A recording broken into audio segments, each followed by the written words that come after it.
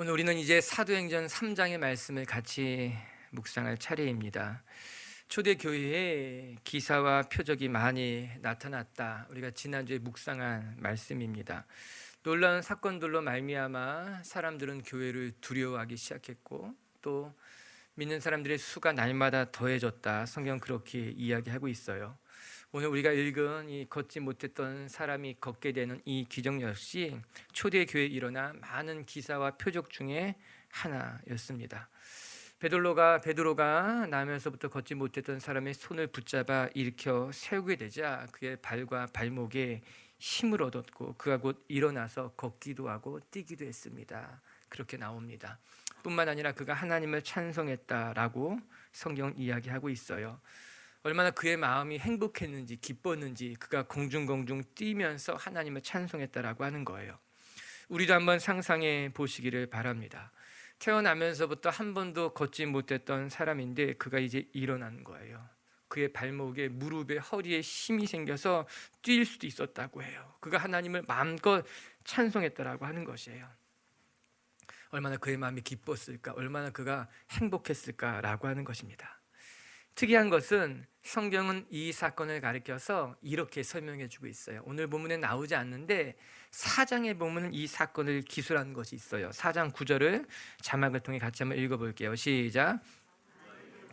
행한 착한 일에 대하여 이 사람이 어떻게 구원을 받았느냐고 우리에게 질문한다며 이 환자를 걷게 한 사건을 가리켜서 사도행전 4장에서는 착한 일이다 이렇게 표현하고 있더라고요.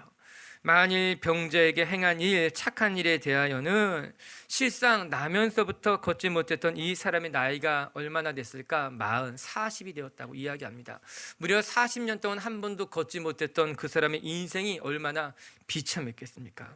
어느 누구도 그를 고쳐줄 수 없었어요. 오히려 사람들은 그를 들어다가 성전 앞에 놓아서 구걸을 시키면서 그를 살아가게 했더라고 하는 것이에요. 그의 인생은 불행한 인생이었어요. 불쌍한 인생이었어요. 그러나 희망이 보이지 않는 절망적인 인생이 40년 동안 살아왔던 그의 삶이었다라고 하는 겁니다. 그런데 오늘 베드로가 그랬던 그의 손을 붙잡아 일으키며 그에게 걷게 뛰게 하나님을 찬송하게 했다라고 하는 것이에요. 그렇기 때문에 성경은 이 사건을 가리켜서 어떻게 표현하고 있는가? 착한 일이다, 잘한 것이다, 칭찬받을 칭찬받을 만한 일이라고 표현하고 있다라고 하는 것이에요. 맞는 말이죠. 그렇게 고통당하는 그를 이렇게 세웠으니 그에게 새로운 삶을 선물해 주었으니 얼마나 좋은 일이었느냐. 저는 우리 빛의 교회 성도들의 삶에 이런 좋은 일, 착한 일들이 일어나야 하지 않을까. 초대교회에 표적과 기사가 많이 일어났는데 그것들은 단지 놀라운 능력이 아니라 그 일들은 칭찬받을 만한 착한 일이었다. 이것이 더 중요합니다. 무슨 말인가? 여러분, 우리의 삶에 기적이 일어날 수도 있어요. 표적이 나타나기도 해요. 그러나 중요한 것은 기적이 일어나는 것보다도, 표적과 능력이 나타나는 것보다도 착한 기적이 일어나는 것, 착한 선한 표적이 나타나는 것이 중요하다라고 하는 거예요. 우리의 삶에 기적이 일어날 수 있습니다. 능력이 나타날 수 있는데 기적 때문에 망하는 사람들도 많습니다. 기적 때문에 교만해져서 무너지는 사람들도 많다라고 하는 것이에요. 중요한 것은 기적이 아니라 그 기적이 착한 열매를 맺어야 되는 거예요. 그 기적으로 말미암아 좋은 일들이, 선한 일들이 일어나야 된다라고 하는 것이에요. 감사한 것은 성령 강림 사건이 일어나고 난 다음에 교회 표적과 기사가 많이 일어났는데 그 일들이 우리 삶을 당황시켰던 일들이 아니라 오히려 착한 일이었다는 거예요. 병자들이 나았던 일, 절망에 빠진 사람들을 살리는 일, 즉 좋은 기적들이 일어났다라고 하는 것이에요. 사랑하는 빛의 교회 성도 여러분, 여러분의 삶에 기적이 일어나는 것이 아니라 단지 기적이 아니라 좋은 기적, 좋은 일, 하나님께서 보시기에 아름다운 기적이 일어날 수 있게 되길 주님의 이름으로 축복합니다. 그래서 마태복음 5장 16절에 예수님은 이렇게 말씀하고 있어요. 같이 한번 자막을 통해 읽어볼게요. 시작. 사람 앞에 비치게 하여 그들로 너희 착한 행실을 보고 하늘에 계신 너희 아버지께 영광을 돌리게 하라. 예수님도 명령하신 거예요. 기적이 중요한 것이 아니라 너희의 삶에 착한 행실이 일어나고 그것으로 말미암아 사람들이 하나님을 보게 될 것이고 하나님이 영광 받아야 한다는 건 아니겠습니까? 맞아요. 우리 예수 믿는 사람들의 삶에는요, 착한 일들이 일어나야 되는 거예요. 기적이 중요하지 않아요. 놀라운 일들이, 대단한 일들이 중요한 것이 아니라 우리의 삶에 나타나는 기적에는 좋은 일, 좋은 열매가 맺히는 것이 맞다라고 하는 것이에요. 오늘도 예수님을 믿고 성령님의 은혜로 살아가는 사랑하는 성도 여러분, 여러분의 삶에 착한 기적들이 일어나고 좋은 열매들이 맺히게 되고 선한 일들이 여러분의 삶에 드러나서 하나님 앞에 영광 돌리는 분들이 되길 주님의 이름으로 축복합니다. 오늘 우리가 함께 나눌 말씀이 바로 이 착한 기적, 놀라운 사건이라고 하는 거예요. 사도행전에 보게 되면요, 첫 번째 기적이었어요. 성령 강림이 일어나고 난 이후에 초대교회에 나타난 이 첫 번째 기적을 통해서 하나님이 우리에게 주시는 메시지가 무엇일까? 우리가 다음 주도 또 묵상할 거고요, 그 다음 주도 묵상할 텐데, 여러분, 이 기적은요, 초대교회의 지형도를 바꿔놨어요. 매우 중요한 사건이 되었다라고 하는 거예요. 오늘 우리가 이 기적을 보면서 우리도 우리의 삶에 하나님의 좋은 기적들, 좋은 착한 일들을 기대할 수 있었으면 좋겠습니다. 첫 번째, 기적은 언제 일어나는가? 기적은 기도하는 사람들을 통해서 일어난다는 거예요. 자, 따라해 보세요. 기적은 기도하는 사람을 통해서 일어납니다. 오늘 1절은 이렇게 시작이 됩니다. 같이 한번 읽어볼게요. 제9시 기도 시간에 베드로와 요한이 성전에 올라갈새, 누가는 이 첫 번째 기적을 소개함에 있어서 의도적으로 이렇게 시작하고 있습니다. 제9시 기도 시간에 베드로와 요한이 기도하기 위해서 성전에 올라갔다라고 하는 것이에요. 그리고 그 기도하러 올라가다가 이 걷지 못하던 사람들과 마주쳤다는 거죠. 성경에는 이때가 언제인지 날짜에 대해서는 기록해 놓지 않습니다. 그러나 그가 만난 때, 시간에 대해서는 분명하게 말하고 있어요. 언제 이들이 마주쳤는가? 기도하러 올라가다가 마주쳤다는 거예요. 즉, 오늘 이 걷지 못했던 사람과 마주친 사람은 누구였는가? 베드로와 요한도 중요하지만 그가 기도하러 올라가던 사람이라는 것이 중요했다는 거예요. 어떤 사람과 마주치고 어떤 사람을 통해서 기적이 일어났는가? 기도하러 올라가는 사람과 마주쳤고 그들을 통해 하나님의 은혜를 경험하게 됐다라고 하는 것이에요. 성경에는 이렇게 습관에 따라 기도하며 살아가는 사람들 종종 이야기하고 있습니다. 그리고 그들의 삶에 하나님의 은혜가 어떻게 나타났는지를 많이 보여주고 있어요. 이 다니엘 한번 생각해 보면은, 다니엘도 바벨론의 포로로 잡혀갔지만 성경에 보면 그가 습관에 따라서 하던 대로 늘 기도했다고 이야기합니다. 사도행전 10장에 보게 되면은 고넬료라는 사람이 등장하게 되는데 그 역시도 습관에 따라서 기도하다가 하나님의 환상을 보았다고 이야기하고 있어요. 다니엘부터 먼저 한번 살펴보게 되면은 다니엘이 다리오 왕 조소에도 불구하고 그가 하던 대로 예루살렘 성전을 향해 창문을 열어놓고 하루에 3번씩 기도했다고 이야기합니다.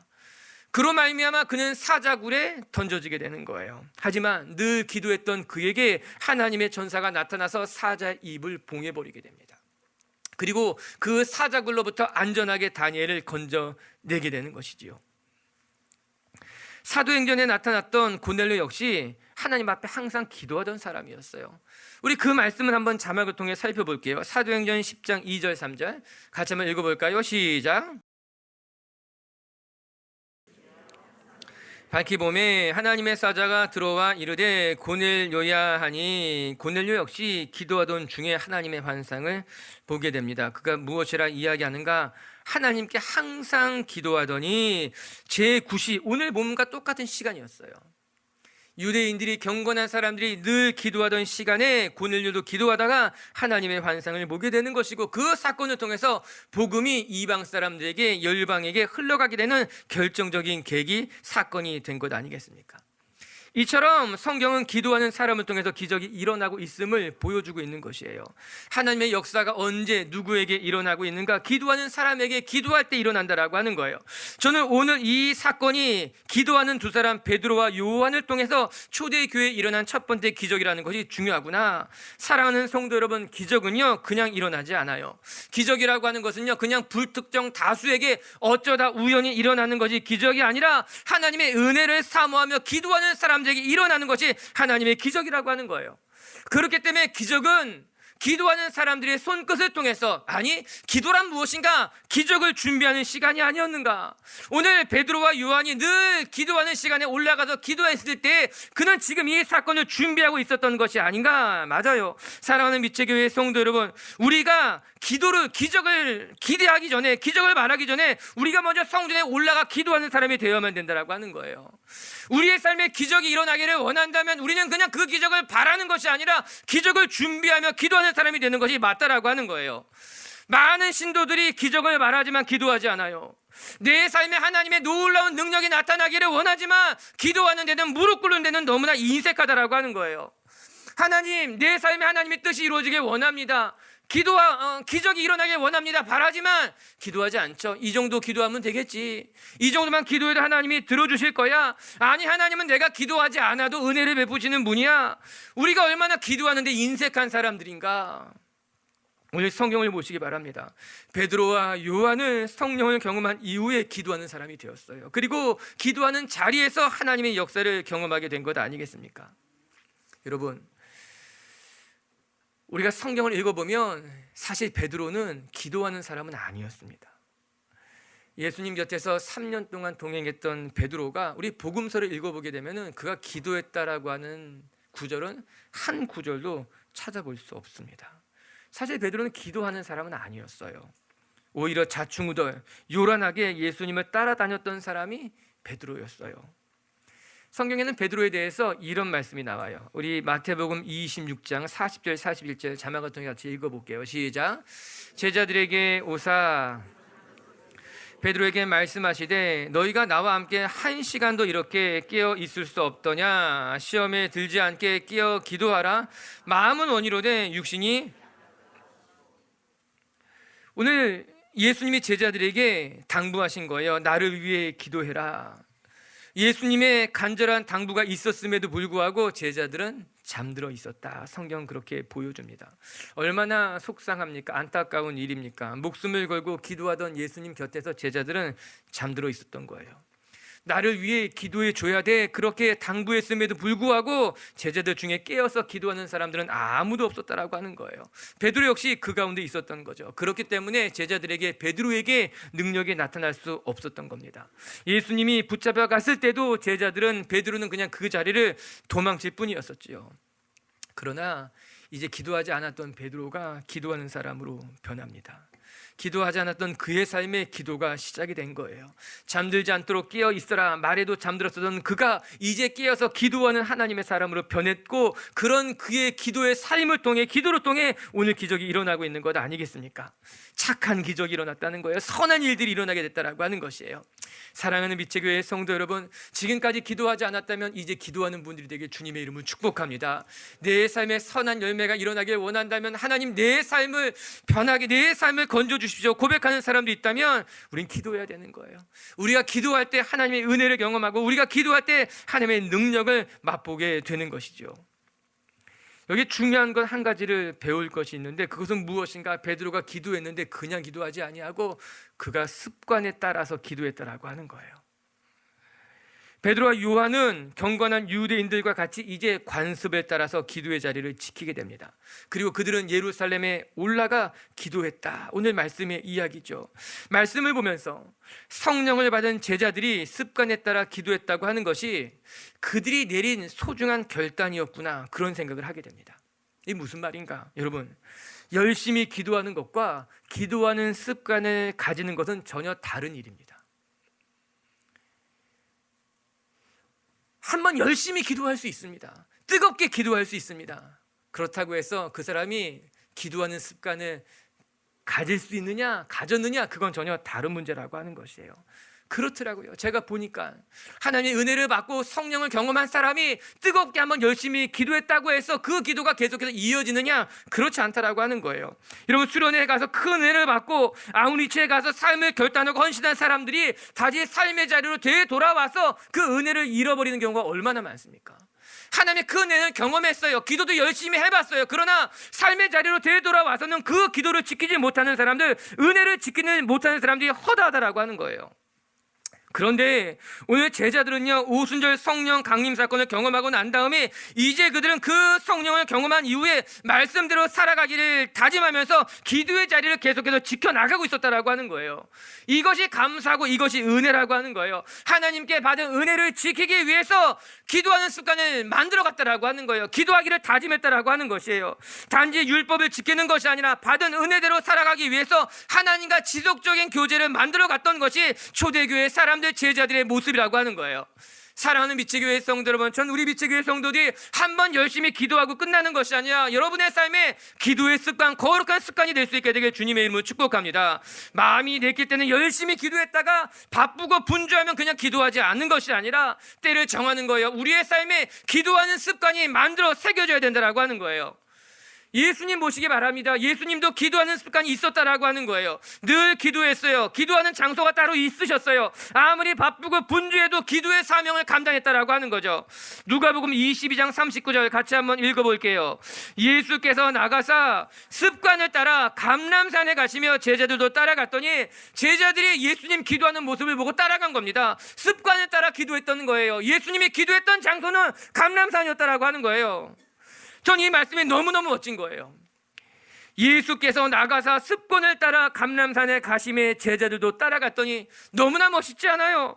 기적을 행하는 장면도 멋있고 귀신을 쫓아내는 장면도 멋있고 물고기 2마리와 보리떡 5개로 5,000명을 먹이는 장면도 너무나 멋있는 장면이지만 누가복음의 말씀처럼 때가 되니 홀로 가셔서 기도하는 예수님의 모습이 너무나 멋있는 거죠. 우리도 이렇게 멋있는 사람이 되어야 되는 거예요. 우리도 이런 모습을 사모해야 된다라고 하는 거예요. 여러분, 기도하는 남자가 멋있는 남자인 거예요. 남자가 멋있게 수트 잘 차려입고 큰 차를 몰고 다니는 남자가 멋있는 남자가 아니라 때가 되면 기도하러 갈 줄 아는 사람, 아무리 바쁘고 분주하다고 할지라도 기도하는 자리를 놓치지 않는 남자가 멋있는 남자인 거예요. 누가 예쁜 여자냐고요? 겉을 잘 단장하는 여자가 예쁜 것이 아니라 옷을 맞추고 컬러를 매칭하는 여자가 예쁜 여자가 아니라 속이 눈물로 기도하는 여인이 정말 멋진 아름다운 여인이라고 하는 거예요. 전 여러분들의 눈이, 여러분들이 사모하는 것들이 오늘 예수님의 모습을 바라보면서 하나님, 우리도 습관에 따라 감람산에 올라가 기도할 때 우리의 자녀들이 기도하는 우리를 따라 기도할 수 있게 해주십시오. 전 여러분들이 이렇게 기도하는 사람들이 되기를 바라고 기도하는 여러분을 통해 하나님의 기적이 일어나길 주님의 이름으로 축복합니다. 두 번째, 나사렛 예수의 이름으로 살아가는 사람에게 기적이 일어난다라고 하는 거예요. 이게 중요한 거예요. 언제 기적이 일어나느냐? 우리가 나사렛 예수의 이름으로 살아갈 때 우리의 삶의 변화가, 능력이, 기적이 나타나요. 이제 우리 6절과 7절의 말씀을 같이 한번 읽어볼게요. 시작. 베드로가 이르되 은과 금은 내게 없거니와 내게 있는 이것을 내게 주노니 나사렛 예수 그리스도의 이름으로 일어나 걸으라 하고 오른손을 잡아 일으키니 발과 발목이 곧 힘을 얻고, 베드로가 구걸하던 그 장애인의 손을 붙잡고 말하면서 일으켜 세웁니다. 은과 금은 내게 없거니와 나사렛 예수의 이름으로 명하노니 일어나라. 그러자 7절에 보니 놀라운 일이 벌어지기 시작합니다. 오른손을 잡아 일으키니 발과 발목이 곧 힘을 얻고, 8절에 보면 뛰어서서 걸으며 그들과 함께 성전으로 들어가며 걷기도 하고 뛰기도 하며 하나님을 찬송했다. 오른손을 잡아 일으키니 발과 발목에 힘이 생겼다는 거예요. 그가 걸을 뿐만 아니라 뛰기 시작했고 성전에 기도하러 올라가는 사람들을 따라서 성전 안으로 들어갔다라고 하는 거예요. 이제 하나님을 찬송하게 됐다라고 하는 거예요. 이 사람은 성전 안으로 들어갈 수 없었어요. 성전 안에 들어가지 않는 사람이었어요. 그는 성전 밖에 있는 구경꾼이었어요. 뜰에 있는 사람이었다라고 하는 거예요. 그런데 이제 그가 그의 발목에, 그의 허리에 힘을 얻고 나서 그가 어디를 향하는가? 성전 안으로 들어가서 기도하고 찬송했다라고 이야기하고 있는 건 아닙니까? 그 상황을 지켜보던 사람들이 얼마나 놀랐겠어요. 이 사람은 늘 같은 자리에서 구걸하던 사람이었는데, 그는 태어나면서부터 한 번도 걷지 못했던 사람이었는데, 그렇기 때문에 그의 다리는 기형적으로 말라 있었을 것이 분명한데, 여러분 한번 생각해 보시기 바랍니다. 이 사람이 태어나면서부터 걷지 못했다, 이런 어떤 장애가 있었을 것이에요. 근데 그 장애는 태어나면서부터 걷지 못했던 것이기에 어쩌면 다리의 길이가 달랐을 수도 있어요. 어쩌면 다리가 굽어진 사람일 수도 있었어요. 40년 동안 걷지 못했다면요, 다리의 근육이란 찾아볼 수 없을 만큼 말랐을 것이 분명했어요. 그런데 그가 걸었다는 거예요. 발과 발목에 힘을 얻었다는 거예요. 걷기도 하고 서기도 하고 뛰기도 했다라고 하는 거예요.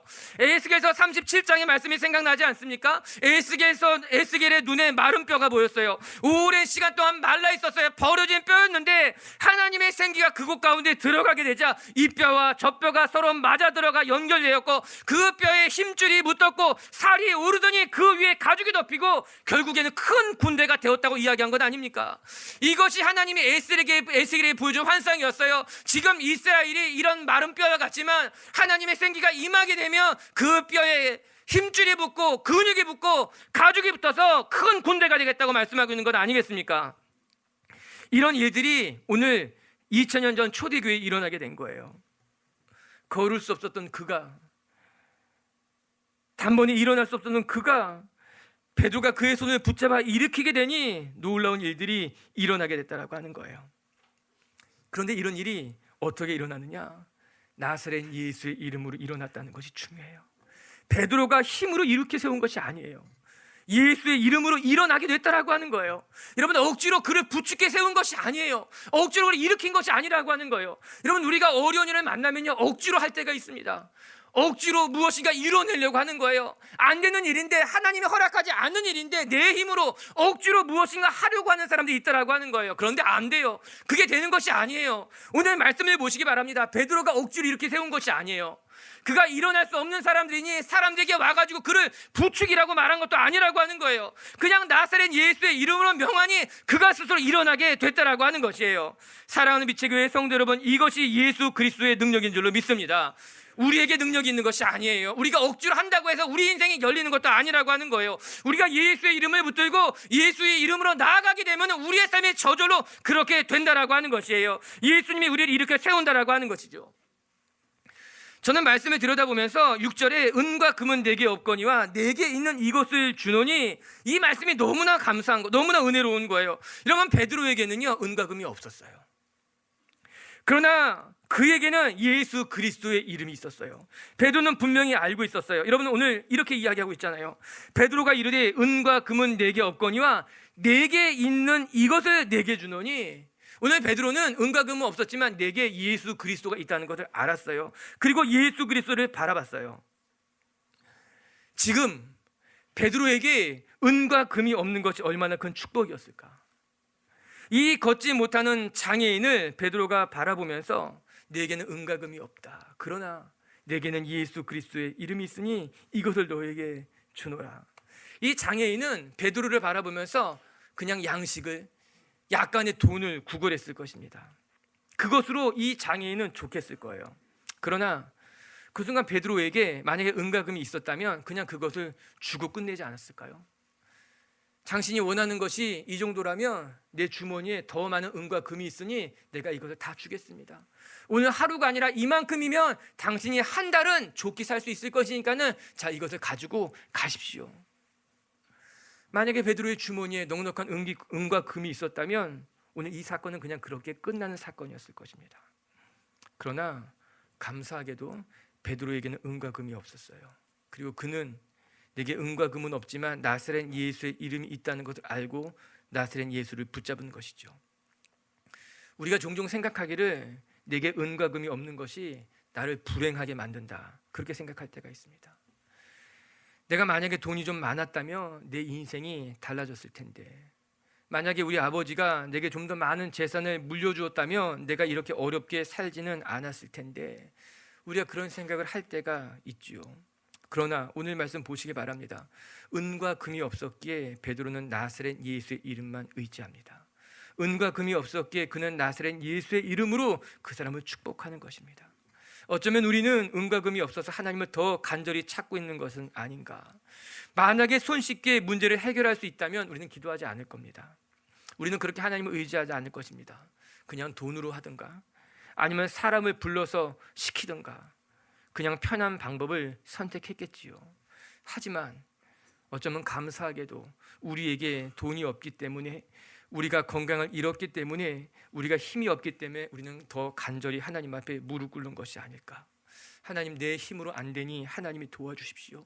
나는 건강이 없으니 하나님의 감당할 힘을 허락하여 주시옵소서. 내게는 능력이 없으니 하나님의 능력이 필요합니다. 여러분, 환경을 탓하지 마십시다.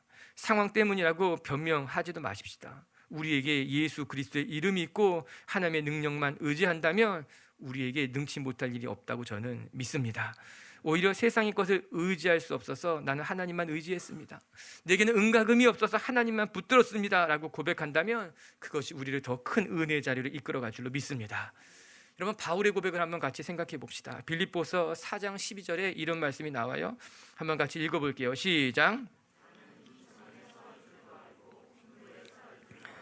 모든 일 곧 배부름과 배고픔과 풍부와 궁핍에도 처할 줄 아는 일체의 비결을 배웠노라. 내게 능력 주시는 자 안에서 내가 모든 것을 할 수 있느니라. 아멘. 바울은 가난에도 처해보고 부유함에도 처해본 것으로 말미암아 일체의 비결을 배웠다고 말합니다. 그는 많고 적음이 중요한 것이 아니라 내가 하나님 능력 안에 있다면 무엇이든지 감당할 수 있습니다 깨닫게 됐다라고 하는 거예요. 맞아요. 바울은요, 가난도 해보았어요. 옥에도 갇혀보았어요. 부족한 것이 없었지만 연약한 것도 경험한 사람이 바울이었다라고 하는 것이에요. 그러나 그가 그런 가난과 부유함 속에서 비로소 깨닫게 된 것은 상황과 환경이 중요한 것이 아니라 우리가 하나님의 능력 안에 있다면 무엇인지 할 수 있겠구나, 이 일체의 비결을 깨닫게 되었다라고 하는 것이에요. 맞아요. 우리의 상황이 중요하지 않아요. 물론 상황이 더 좋으면 좋겠지요. 아니에요. 저는 오늘 바울이 일체의 비결을 깨달은 것 같이 저와 여러분이 하나님의 능력 안에 거하여서 우리의 삶을 통해 역사하신 하나님의 능력을 경험하는 분들이 되길 주님의 이름으로 축복합니다. 베드로가 그것을 오늘 경험했습니다.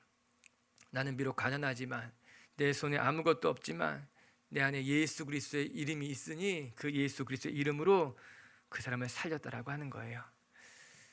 사랑하는 성도 여러분, 우리가 오늘도 나사렛 예수의 이름으로만 살아가는 분들이 되게 주님의 이름을 축복합니다. 세 번째, 오늘 말씀을 통해서 깨닫게 되는 것은 영적인 필요를 볼 줄 아는 사람에게 기적이 일어난다라고 하는 거예요. 할렐루야. 따라해 보십시다. 영적인 필요를 볼 줄 아는 사람에게 하나님의 기적이 나타납니다. 이제 오늘 말씀의 중간 부분을 같이 한번 읽으려고 합니다. 3절과 4절을 같이 한번 읽어볼까요? 시작. 그가 베드로와 요한이 성전에 들어가려 함을 보고 구걸하거늘 베드로가 요한과 더불어 주목하여 이르되 우리를 보라 하니, 사람들이 이 걷지 못하는 사람을 미문 앞에다 데려다 놓자 그가 이제 구걸하기를 시작했습니다. 그리고 성전에 기도하러 올라가는 베드로와 요한을 만나게 됐죠. 그리고 성경은 베드로와 요한이 그를 주목하여 바라보았다, 그렇게 이야기합니다. 우리가 읽은 말씀에 보면 이 나면서부터 걷지 못했던 사람도 그를 바라보았고 그 자리에 멈춰서서 베드로와 요한도 이 사람을 주목해 봤다라고 이야기하고 있어요. 만남이 일어난 것이죠. 그런데 이 만남이 이 장애인에게 얼마나 복된 만남인지 우리는 비로소 알게 됩니다. 걷지 못하던 장애인이 이 미문 앞에서 얼마나 많은 사람과 지금까지 마주쳤겠습니까? 그런데 어느 누구도 이 사람을 위해서 기도해 주거나 이 사람의 삶의 문제를 해결해 준 사람은 없었어요. 그런데 오늘 이 베드로와 요한과의 만남이 그의 삶을 바꿔놓게 됩니다. 그의 삶을 바꿔놓는 너무나 복된 만남이 되었다라고 하는 것이에요. 여러분, 우리의 삶에도 이런 만남이 있습니다. 내 생각을 바꿔놓는 만남, 내 삶을 바꿔놓는 만남, 내 신앙을 바꿔놓는 만남이 우리 가운데도 있다라고 하는 거예요. 성경에 그런 만남이 많이 등장합니다. 엘리야와 엘리사의 만남을 생각해 보시기 바랍니다. 엘리사가 엘리야를 만난 이후에 그는 기도하게 됩니다. 엘리야여, 당신의 능력을 내게도 주십시오. 아니, 갑절의 능력으로 내게 허락해 주십시오. 하나님은 그의 기도를 기뻐하셨고 엘리사는 갑절의 영광을 받게 되고 그 타락이 만연한 그 시대에 이스라엘을 구원하는 선지자의 역할을 감당하게 되는 것 아닙니까? 사무엘과 다윗의 만남을 생각해 보시기 바랍니다. 하나님께서 사무엘에게 명하십니다. 다윗을 찾아라. 사무엘이 다윗을 찾을 수 없게 되자 하나님은 그에게 집요하게 말씀하십니다. 아니다, 다윗을 찾아야 된다. 이 기름 부음 받을 자를 찾아야 된다는 거였어요. 다윗의 입장에서 생각해 보면 사무엘은 어느 날 갑자기 나타난 사람이었습니다. 다윗은 그의 기도를 받았고 기름 부음을 받았고 이스라엘을 다스리는 왕이 되었어요. 그리고 그 사무엘의 기도로 다윗은 이스라엘을 이끌어갈 수 있는 왕으로 거듭 태어나게 되는 건 아니겠습니까? 오늘 우리가 읽은 베드로와 예수님의 만남도 생각해 보시기 바랍니다. 베드로는 그냥 갈릴리 바닷가에서 그물을 깃고 있는 것이었어요. 그의 인생이 전부였어요. 그런데 그가 예수님을 만나게 되고 오늘 놀라운 기적을 일으키는 사람으로 거듭 태어나죠. 다메섹 도상에서 예수님과 바울의 만남을 생각해 보시기 바랍니다. 그 만남을 통해서 기독교의 역사가 바뀝니다. 신약에 얼마나 많은 책들이 그 바울의 손끝을 통해서 만들어진 것 아닙니까? 오늘 말씀으로 돌아가 보면 이 베드로와 요한 그리고 그를 주목하여 바라본 이 장애인과의 만남은 그의 삶을 뒤바꿔 놓는 일생일대 최고의 만남이 됐다라고 하는 것이에요. 감사한 것은 베드로와 요한이 그를 주목하여 바라보는데 그의 영적인 필요를 보기 시작했다라고 하는 것입니다. 오늘 말씀을 보면요, 이렇게 나옵니다. 3절에 보게 되면은 그가 베드로와 요한이 성전에 들어가려 함을 보고 이 장애인도 베드로를 보았다는 거예요.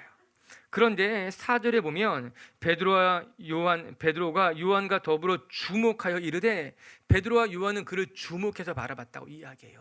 같이 본다는 단어이지만 그 내용은 여실히 달랐어요. 이 장애인은 그냥 자기에게 필요한 것이 무엇인지 구걸하는 눈으로 바라보았지만 베드로와 요한은 그의 필요가 무엇인지 영적인 관심을 가지고 그를 바라보기 시작했다라고 하는 것입니다. 이것이 중요해요. 지금도 예루살렘 성전에 가보면 길에서 구걸하는 사람이 참 많습니다. 우리가 올해 한번 가서 보지 않았습니까? 그들은 찬송가를 부르기도 하며 연주를 하기도 하면서 그 예루살렘 성전 앞에 많이 있어요. 성경대로 사는 사람들이죠. 성경에 구걸하는 모습처럼 그들도 그렇게 살아가고 있어요. 그런데 사람들의 시선 너무나 차갑습니다. 그들을 바라보는 시선은 그도 그럴 것이 예루살렘 성전을 찾는 사람들은 대부분 관광객이에요. 그냥 관광객이 아니라 대다수가 외국에서부터 찾아온 관광객이기 때문에 구걸하는 사람들이 불편한 거예요. 구걸하는 사람들이 무섭기도 해서 다 피해가게 되더라고요. 2000년 전에는 어땠을까요? 지금과 전혀 다르지 않습니다. 왜냐하면 그 당시에 예루살렘을 방문했던 사람들도 신앙심, 특별한 신앙심을 가지고 찾아갔기보다는 그냥 평생에 한번 성지를 다녀오자는 마음으로 찾아갔던 사람들이 많았을 것입니다. 예루살렘에 사는 사람들 뿐만 아니라 이스라엘 경내를 넘어서서 당신 유다 디아스포라들이 많았거든요. 평생에 한번 예루살렘을 방문하는 것이 꿈인 사람들이 많았거든요. 그들이 관광객처럼 예루살렘을 방문했다가 구걸하는 사람들을 본다면 당연히 피해갔겠죠. 불편한 만남이었겠죠. 어느 누구도 이 장애인의 마음에 고통에 관심을 갖지 않았다라고 하는 거예요. 그런데 오늘 베드로와 요한은 달랐던 거죠. 그 장애인을 바라보면서 그 안의 아픔을, 고통을, 그의 영적인 필요를 들여다보고 그를 주목했다고 성경이 이야기하고 있습니다. 기적이 누구에게 일어나는가? 우리가 살펴본 것처럼 첫 번째, 기도하는 사람에게 하나님의 기적이 일어납니다. 두 번째, 예수님의 이름으로 살아가는 사람에게 하나님의 기적이 일어납니다. 그리고 세 번째, 영적인 필요를 볼 줄 아는 사람에게만 하나님의 기적이, 하나님의 뜻이 이루어지게 되어 있는 것이에요. 우리의 삶의 문제는 무엇인가? 하나님의 눈으로 내 삶을 들여다보지 못하는 거예요. 하나님의 마음으로 내 주변을, 내 자녀를 바라보지 못하는 것이 문제라고 하는 것이에요. 우리는 끊임없이 사람들이 말하는 대로 내 자신을 바라보고 사람들이 말하는 대로 내 자녀들을 자꾸 바라보는 거예요. 아니에요. 우리는요, 하나님의 눈으로 자녀를 바라봐야 되는 거예요. 하나님의 관점으로 내 자신을 바라보고 하나님의 마음으로, 영적인 필요로 우리 주변을 바라볼 때 하나님의 능력이 일어나게 되어 있다고 하는 것이에요. 토마스 워커라는 신학자는 이 상황을 가리켜서 이렇게 말하고 있어요. 이 권능은 예수 그리스도의 권능이지만 그 손은 베드로의 손이었다. 이 말씀이 참 맞는 말이에요. 맞아, 이 권능, 이 능력은 하나님이 주신 예수 그리스도의 권능이지만 그 사람을 잡아 일으킨 손은 베드로의 손이었다는 거예요. 하나님의 능력이 어디에서부터 어떻게 그에게 흘러갔는가? 베드로의 손을 통해서 그 사람에게 흘러간 건 아닙니까? 여러분, 우리가 읽었던 아버지 7절을 보시기 바랍니다. 오른손을 잡아 일으키니 이 오른손은 누구의 오른손이었겠어요? 맞아요, 그 병자의 오른손이었지만 또 베드로의 오른손이었다라고 하는 거예요. 베드로가 그 사람을 붙잡아 이렇게 세웠을 때 이 베드로의 손을 통해서 그 사람에게 하나님의 피로가, 영적인 피로가 공급되기 시작됐다라고 하는 것이에요. 맞아요, 우리의 삶에 하나님의 능력이 어떻게 흘러가는가? 우리의 기도를 통해 흘러가요. 우리의 헌신을 통해 흘러가요. 그와 함께 우리가 그 사람의 손을 붙잡아 줬을 때, 그 사람의 필요를 들여다봤을 때, 우리가 그 사람의 필요를 위해 기도할 때 하나님의 능력이 우리의 손끝 통해 흘러가게 된다라고 하는 것이에요. 이 장면이 너무나 인상적인 거죠. 베드로가 그를 이렇게 붙잡은 거예요. 그를 이렇게 세운 거예요.